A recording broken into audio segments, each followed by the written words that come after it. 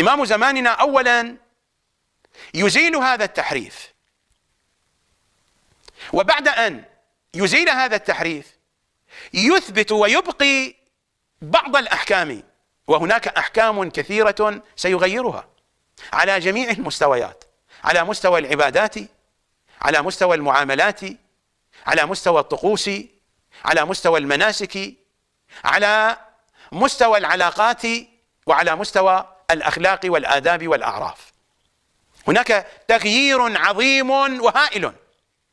يبتدئ أولا بإزالة التحريف، ما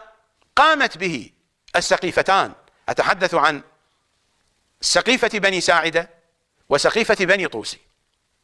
فالإمام سيزيل تحريف السقيفتين، وبعد أن يبين الأحكام والحقائق والآداب مثل ما يريدها الله ومثل ما يريدها رسول الله وأمير المؤمنين والزهراء والأئمة من ولد الزهراء من المجتبى إلى إمام زماننا صلوات الله عليهم جميعا، سيثبت الإمام بعضها وسيقوم بإلغاء بعضها، ثم